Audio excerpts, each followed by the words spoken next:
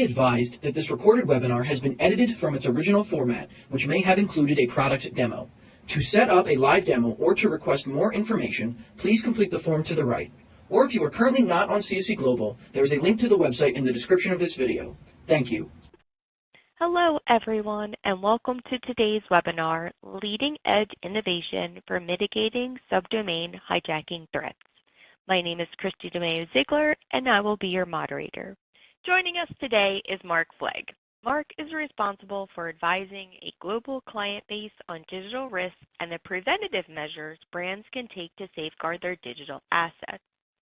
To raise awareness of digital threats to businesses, Mark presents programs dealing with domain security and cybersecurity assets at leading industry conferences and events.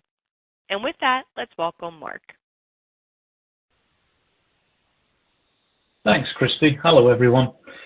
So for today's agenda, we're going to cover a basic session, terminology and domain ecosystem refresher for those that need it. I always assume that everybody knows what I talk about, and 9 times out of 10 they don't, and it's always good. So I apologize for those that know this, but for the ones that don't, it probably help put the context in place for you. We've got a nice video to show you about what is subdomain hijacking and how you can mitigate it. Then we'll go into the 3 steps of how you actually do mitigate subdomain hijacking. And then I want to share some highlights from our recent publication, CSE's Subdomain Hijacking Vulnerabilities report.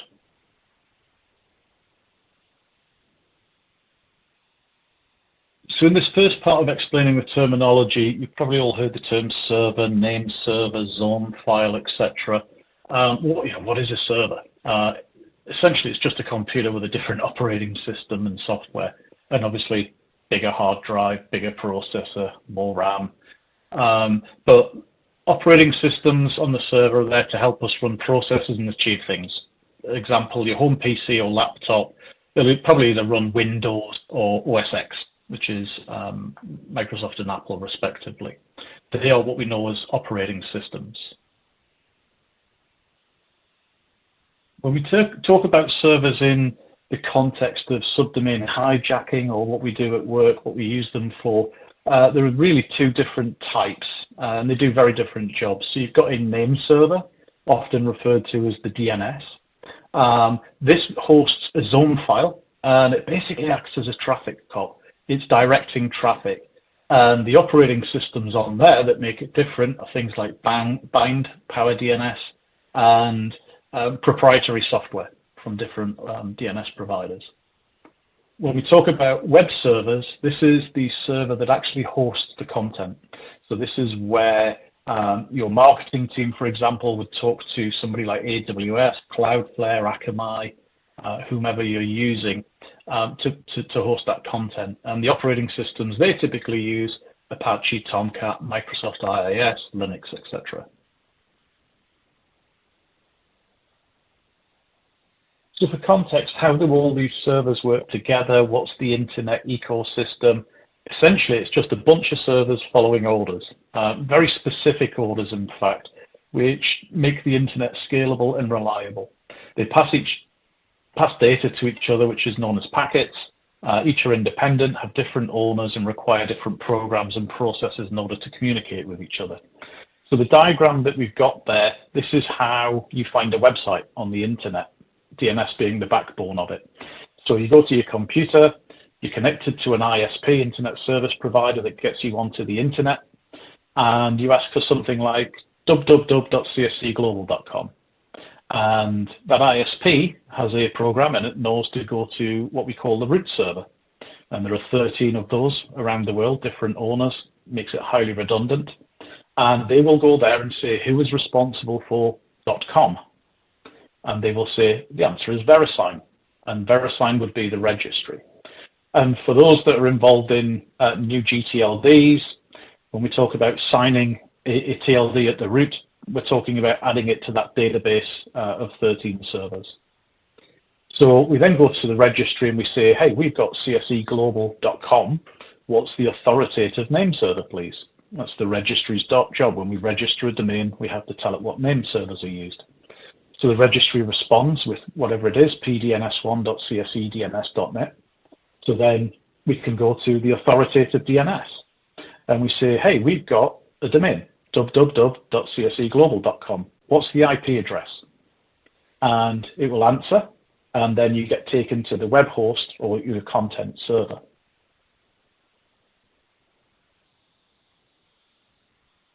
So let's take a moment now. If we look at that last slide, we'll focus in on what we call the authoritative DNS. So the authoritative name server is that part of the ecosystem that actually holds what we call a zone. And a zone is basically a modern day yellow book or Google Maps, if you like. It's where you can look up something and receive a number so you can call it. And the zone has different resource records, as they are known, that are stored on that name server or DNS. And here's a sample on the page there of the different types. So you have an A record that's used for holding static IP addresses. You have a C name used for holding host names. You have an MX record, which stands for mail exchange, which is used for your mail servers. And TXT or text record. This is basically a generic catch-all that's used for anything. We use it for DMARC policy if we want to have a reject all. Or whatever our policy is. We use it for Office 365 keys, Google Authenticate, whole host of other things now, which is why DNS is such an important part of your infrastructure.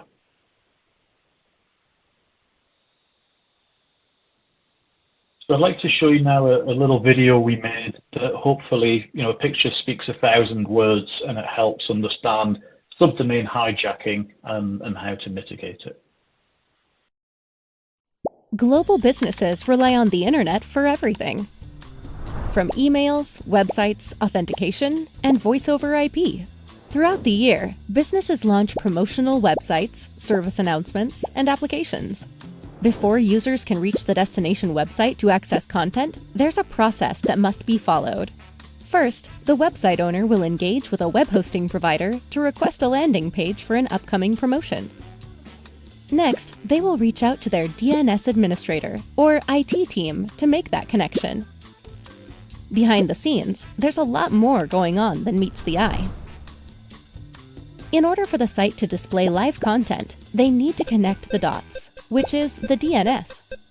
When the campaign is over, the marketing team will realize that the website is no longer needed and will remove it by going to the web host. The marketing team doesn't realize that they need to also go back to their DNS team to remove the DNS record. The DNS record that was used to map users to the destination is left behind, referred to as dangling DNS. Over time, these DNS records will accumulate and can be used against victims in an attack known as subdomain hijacking. Cyber criminals crawl the web, asking, where does this point to? They can go to the web hosting provider and ask for a specific host name, as long as it's not in use, no questions asked. Cyber criminals will use dangling DNS records to display their own malicious content. They can easily set up their spoof website and attract genuine traffic for their fake content using the host name no longer in use. Security protocols that detect bad actors and their activities are circumvented by this method. Security teams can't detect a breach, and end users can't tell the difference. Cybercriminals can even get a free domain-validated digital certificate to add the HTTPS padlock to seem more authentic. With time and business growth, more of these dangling DNS will accumulate, and teams will hesitate to delete DNS records they are unfamiliar with. It's a challenge for enterprise organizations to manage assets outside the firewall, where there are a variety of complex external attack surfaces. CSE has developed a subdomain monitoring solution that provides comprehensive analysis and daily alerts to any change in state, allowing you to quickly take action and remove the offending dangling DNS record. Receive full reporting on all your DNS zone records daily. And finally, get some closure to this vulnerability that is very difficult to manage across departments. Secure your organization's continuity, reputation, and revenue with CSC's subdomain. So hopefully in that short video, you learned, cyber criminals like to feed on our mess or dysfunctionality. To mitigate this, though, the good news is your destiny is in your own hands. Cyber criminals are powerless if you have good cyber hygiene. That said, getting to grips with it is not that easy. But if it's broken down, you have the right data, the right alerts, it can be very simple and easy to keep on top of.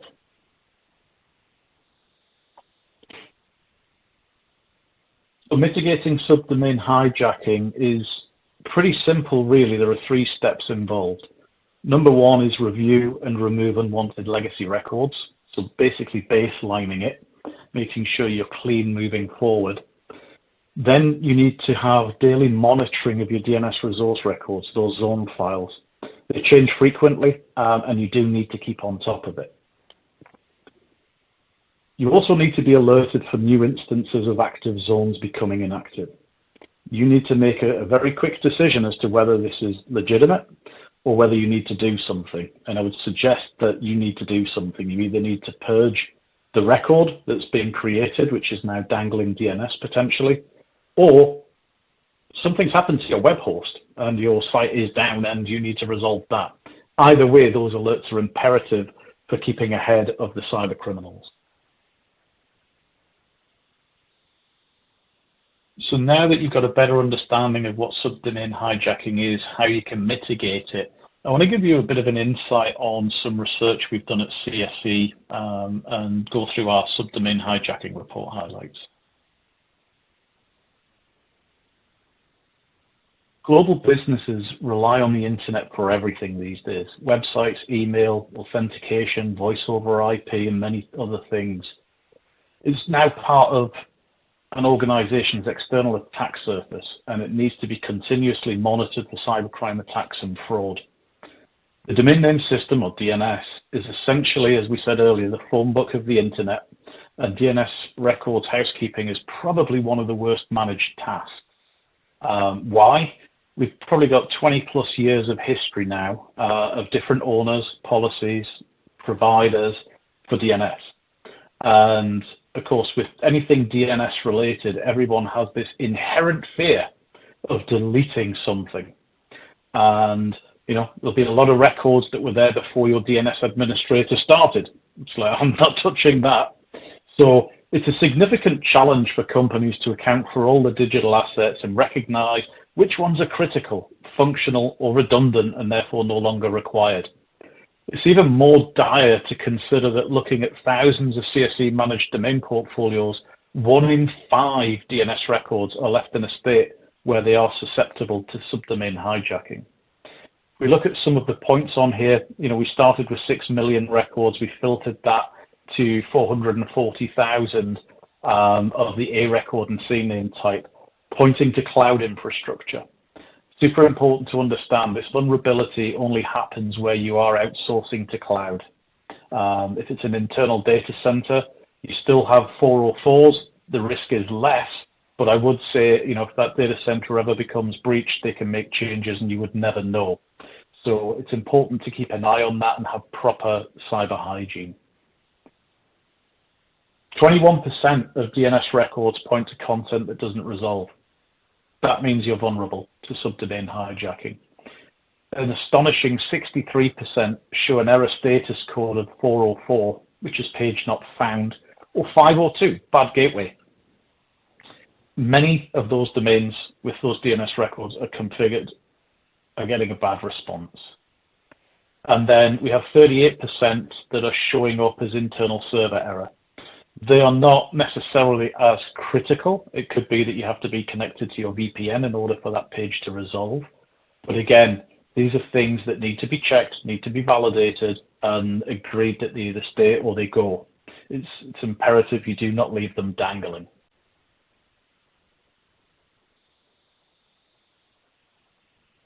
Over the past 5 years as a domain registrar, we've seen a trend where we see a lot of companies now outsourcing web hosting to the cloud.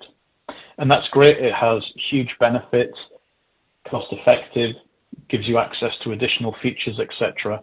But it also gives you some headaches because it's a cloud provider If there's a host name that was used in the past and it's no longer being used, I can, as an individual, go along and ask and request for that and take ownership. And if I do, and you have dangling DNS, then I immediately get your traffic, again, as the video explained. So figure 1 is kind of reflective of that trend in terms of percentages, where we're moving from that traditional data center to the cloud. And figure 2 is showing that about 58% of companies analyzed appear to be doing a better job at consolidating the subdomains under just 1 or 2 cloud providers. But what we found is they tend to own smaller portfolios that are more easily managed. Conversely, 11% of the companies analyzed in this research used 5 or more cloud providers. These companies account for more than half of all the DNS records analyzed, and some have large portfolios with tens of thousands of records per company. This shows that companies with large portfolios may not have centralized management of their cloud providers. That in itself is going to make it a challenge for them to have good oversight of all of their DNS records. On this slide, we're looking at the distribution of cloud providers used. Over 96% of all DNS records analyzed are distributed across 5 of the largest cloud providers. They are GoDaddy, Cloudflare, AWS, Microsoft, and Akamai. As I mentioned earlier, using a cloud provider is how the subdomain hijacking threat can occur. A third party or cyber criminal can't obtain a host name for your data center unless they breach it. Cloud is shared, and if a name is available, you can have it.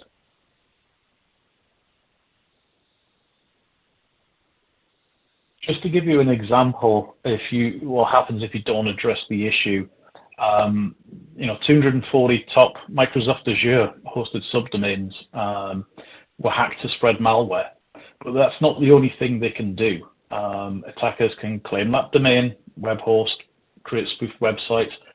You can use it for all the things they usually do, right? Phishing, malware, data theft, stolen credentials, financial loss.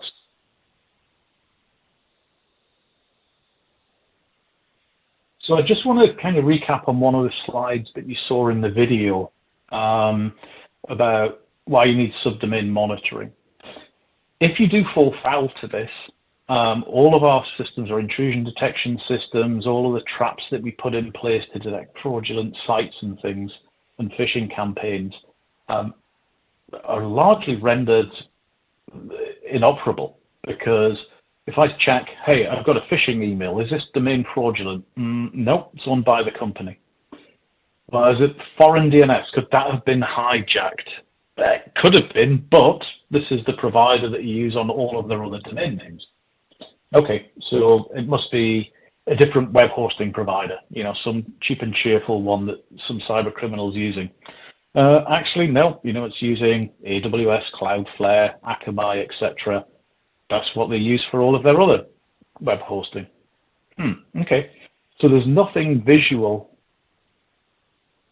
to tell me that this is a spoof site, because the reality is it isn't. Every piece of data that we can analyze shows that this is legitimate. You own the domain name. It's just you don't own the content. And this is why we call it hijacking, but they're not really hijacking. They're not breaching your systems. They're not doing anything to you. They're just taking advantage of poor cyber hygiene.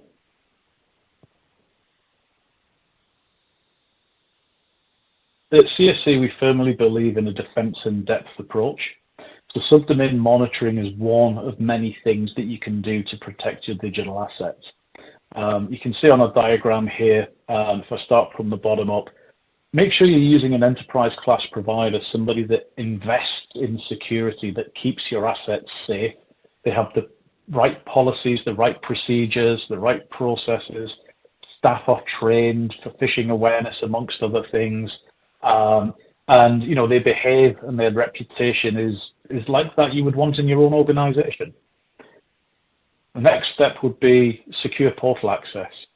I think, federated identity or single sign-on, SAML 2.0, as it's also known, that along with two-factor authentication are table stakes now. Every organization, every provider should be offering that to you. Then you've got your internal threats, of course. You need to control those user permissions. If you have federated identity, single sign-on, that's great. You remove them from your Active Directory, they're removed from ours. So they no longer have access. But people stay within the organization sometimes, and they change roles. It's imperative to review regularly what permissions people have to your domain portfolio, your digital assets, because any unauthorized changes can result in catastrophic consequences. And then at a more kind of tactical level, there are things that you can put in place like multi-lock, DNSSEC, make sure everything's got a certificate, make sure you've got an email policy towards DMARC and obtaining DMARC.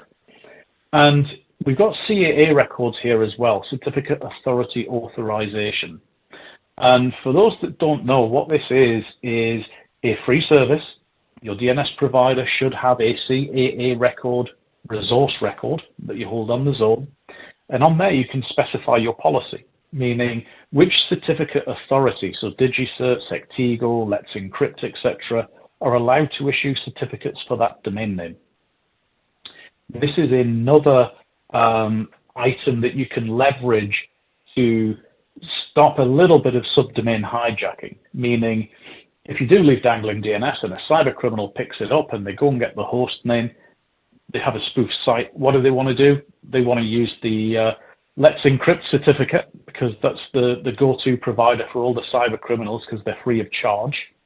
And that would lend authenticity, right? As the video showed, it has a padlock. If you have a CAA record and you're using Sectigo, CSE example, for example, as your provider, you would set us up, and that means a Let's Encrypt certificate cannot be issued for that domain. So super important that that is leveraged. It's another one of those free services that can really help you tighten your belt on security.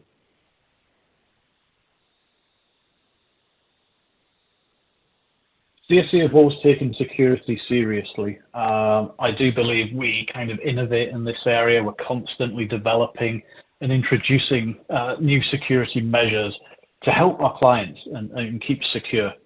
You know, we started notably doing this back in 2012 when we introduced IP validation. We brought in multi-lock or registry lock services. We introduced optional two-factor and then federated identity. And then very quickly in 2017 moved to mandatory two-factor. We forced this on our clients. Wasn't popular back then, but I think everybody recognizes today it was the right thing to do, and everybody, you know, accepts it. We introduced CSE Security Center in 2018 to help you understand your portfolio, your digital assets. 2019, we worked with FireEye for SIEM integration to record events that were happening to your portfolio. And in 2021, we integrated with Security Scorecards platform. 2022 was a great year for DomainSec. We released that. And we also introduced our 3D domain security and enforcement product. And then late in 2022, Ultimate DNS, so giving you a single pane of glass to publish to two different independent DNS infrastructures to build in that redundancy to help with your business continuity planning and disaster recovery. And then clearly today, 2023, we're introducing subdomain monitoring.